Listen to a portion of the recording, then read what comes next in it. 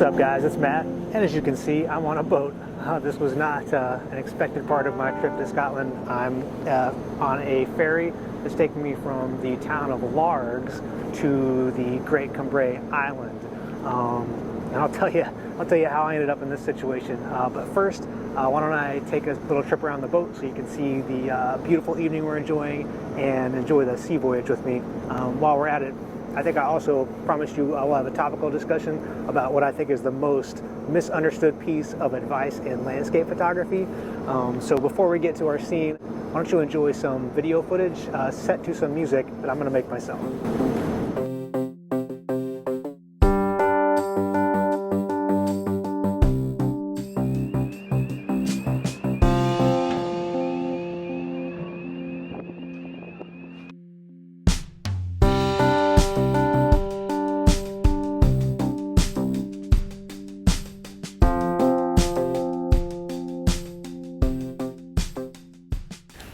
Sorry, I didn't get the footage there that I expected, but check out this island. The ferry ride was very brief, but that brevity is one of the main draws. It's only 5 minutes to jump on this ferry. The ferry is really close to where I'm staying back in the city of Largs, and it's like the equivalent of $5 round trip to take the ferry to this beautiful and predominantly natural island of Cumbrae. So the reason I'm in Largs and not back on campus in Stirling is because two of my flatmates contracted COVID, and they're doing perfectly fine. They're vaccinated, but while they're self-isolating in the flat, the remaining 4 flatmates and myself, so 5 of us total, we're looking around for maybe a cheap Airbnb or something that we could use while they recover. And we found this place in Largs, which is a coastal beach town, and actually slightly in view right behind me.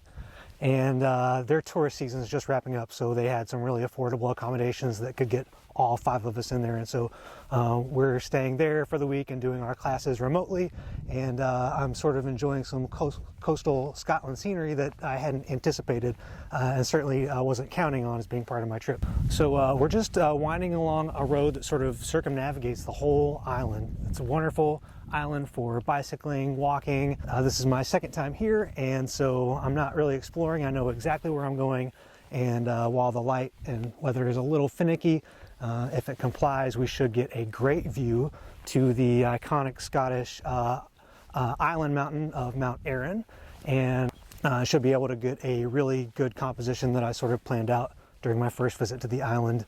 The light wasn't great, but today, I mean, my gosh. You never know, but the potential is definitely there to have something really special featuring this island, foregrounding that island.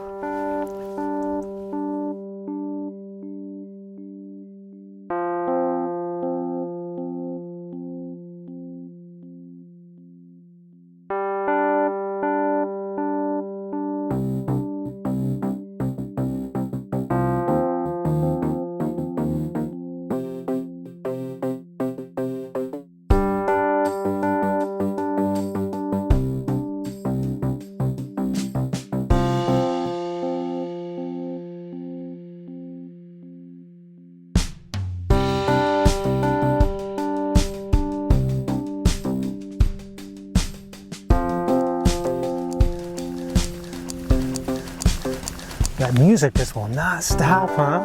Welcome to my head.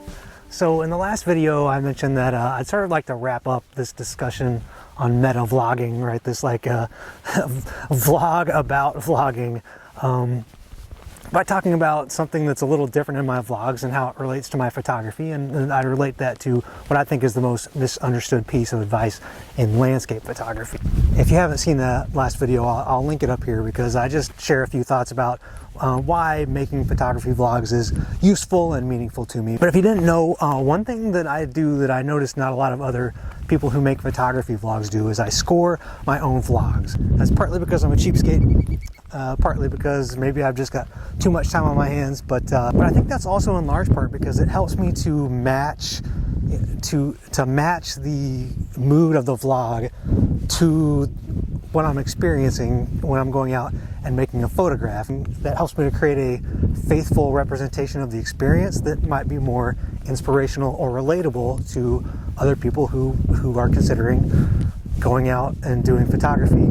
Okay, I'm almost to the spot where I think I'm going to drop the tripod, and the skies are opening up for us perfectly, giving us lots of great color and really beautiful light out across the distance. And we'll give you our first view of Mount Arran that we've just come into. If we can get old camera to focus out there in the distance.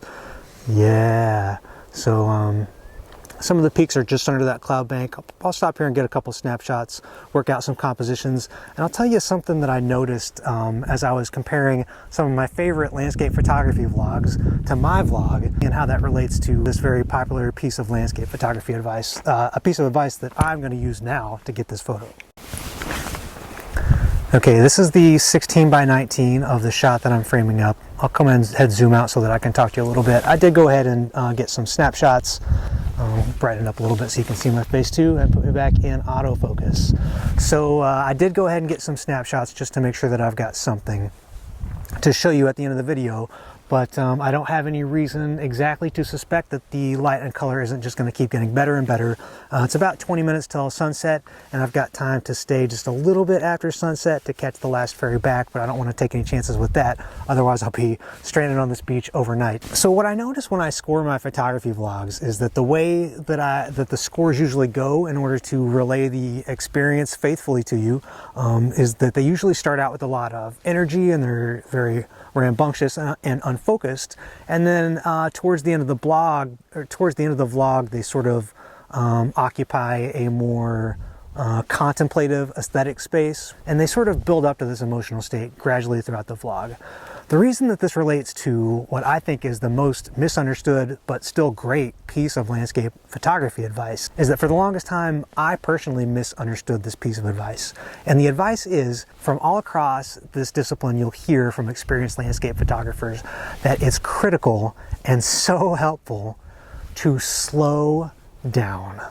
For the longest time, I was really self-conscious about the fact that I don't always approach a scene from a contemplative, like, mental or emotional state. In fact, when I'm confronted with really great light and conditions like I have tonight, I get really, really excited.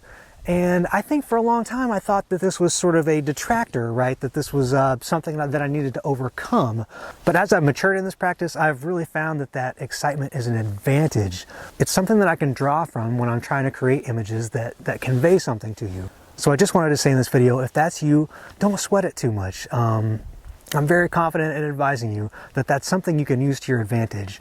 But at some point while you're making the photo, it will be very helpful if you can slow that down a little bit and come to find yourself in the moment. For me personally, the photography is the thing that helps me to do that, right? Having to work through this process, having to work through the challenges, having to make some creative decisions, right? All those things bring me into the moment to help me find what it is about the scene that excites me and focus it into an image. Okay, the peak of the mountain has just opened up in a really exciting way. Let me make a couple more photographs and we'll wrap up this discussion.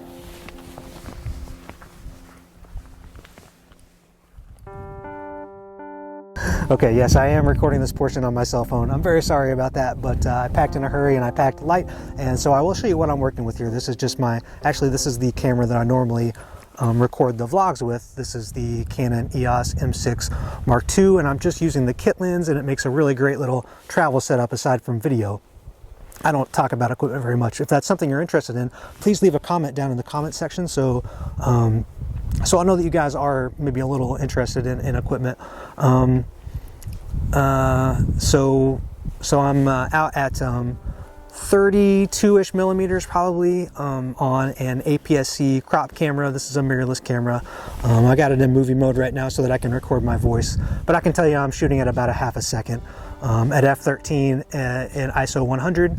I don't want to push past f13 because, as a sort of technical matter, APS-C or smaller sensor cameras will diffract at sort of a lower f-stop than a full frame camera that I'm used to, or maybe that you would normally use. And then I'm also taking some faster exposures at high ISOs because it is pretty windy if you can't hear that in the microphone. And so these grasses and things in the foreground are blowing around quite a bit. But you've already seen my composition. I just wanted to show you how I've got the camera set up and how happy I am to be here behind the camera against the odds here in Scotland.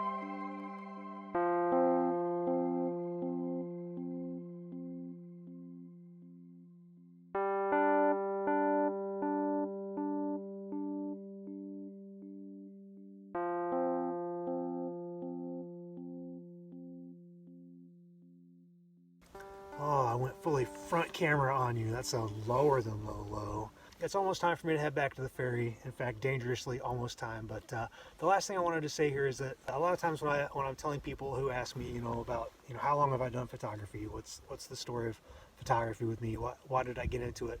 What I tell them is I really got into landscape photography at a time in my life when it was helping me to process overwhelming experiences that I was having in nature, especially first time experiences, the first time I saw mountains, the first time I saw big lakes and other certain landscapes. The act of stopping and doing photography was a helpful way for me to process those overwhelming experiences. So no, from my experience, if you're out and you're in the landscape and you're overwhelmed and you're excited, that can absolutely be a virtue, that can be an advantage. But what interests me most about why this is so relevant to photography is when I think about the optics of the lens focusing all this light right onto the sensor so that it can capture it and record it forever.